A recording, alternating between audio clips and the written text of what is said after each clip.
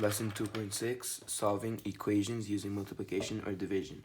So just like in last lesson, I explained that subtraction undoes addition, addition undoes subtraction, multiplication, in this case, multiplication undoes division, and division undoes multiplication. They are, the word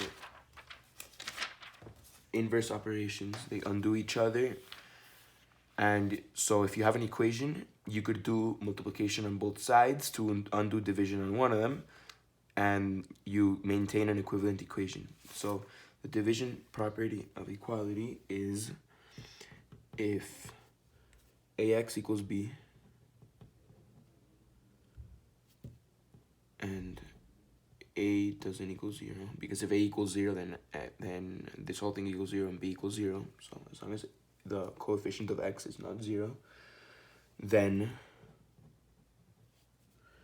ax divided by a equals b divided by a, or x equals b divided by a.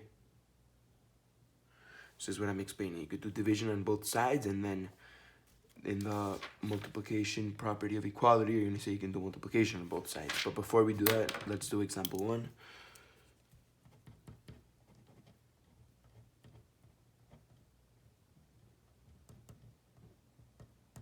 Example 1. We have to solve negative 6x equals 48.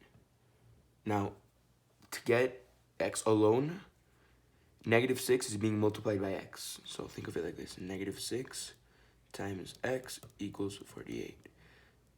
So if we want to get x alone, and x is being multiplied by negative 6, we know that division undoes multiplication. So we're going to divide by negative 6, divided by negative 6. But we also have to divide both sides by negative 6 to maintain an equivalent equation.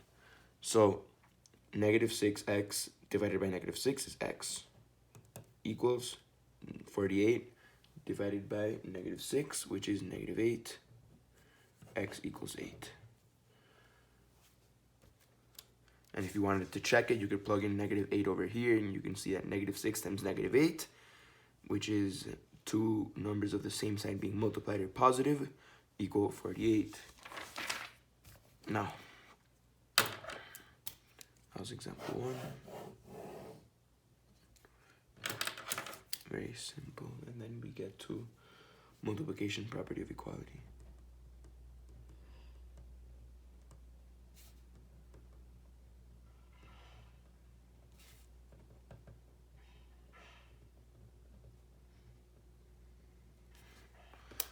So the multiplication property of equality says that if x divided by a equals b, if x divided by a equals b, and a doesn't equal 0, because if a equals 0, then this would be undefined, and a doesn't equal 0, then a times x divided by a is equal to a times b. Or, since multiplication undoes division, division undoes multiplication, we get x equals ab, a times b. And this, we can show this with numbers. Like, let's say x over 3 equaled 12. You can multiply by 3, so you multiply each side by 3, multiply each side by 3, and this undoes each other, so x equals 12 times 3, which is 36. You could also do it with specific numbers over here. Let's say 3x equal 12. We would divide each side by 3, divided by 3. So this undoes each other. X equals 12 divided by 3, which is 4. This brings us to example 2.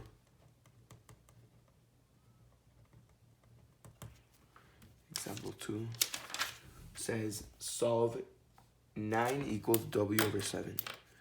9 equals w over 7. So we have to get w alone. W is being divided by 6, so we have to multiply. W is being divided by 7, so we have to multiply both sides by 7. Multiply by 7. This winds up being just W equals 9 times 7, which is 63. We have to put the variable on the left, so W equals 63.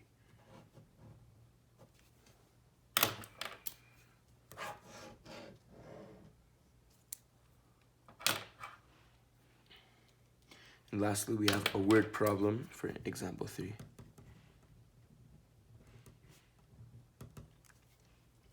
On January 4th, 2003, the SOHO spacecraft detected solar wind traveling at about 2 million kilometers per hour. The sun is about 150 million kilometers from Earth. About how long did it take from the solar wind to reach Earth? So, if it's traveling a certain rate per hour, so we get to get this equation. The distance it traveled is equal to the rate at which it travels times the time it traveled at that rate. So they give us that it's traveling 2 million kilometers per hour. So rate equals 2 million kilometers per hour. And the distance it has to travel is 150 million. 150 million kilometers from Earth. And how long did it take from the wind to reach Earth? So we have to solve for t. So let's plug everything in. If d equals 150 million equals the rate, 2 million times time. So 2 million is being multiplied by time, but we have to get time alone. So we have to divide. We have to use the division property of equality. Divide by 2 million. And if we divide by 2 million here, we have to divide by 2 million here. We wind up with t alone, time, is equal to 75, which is hours. So t equals 75 hours.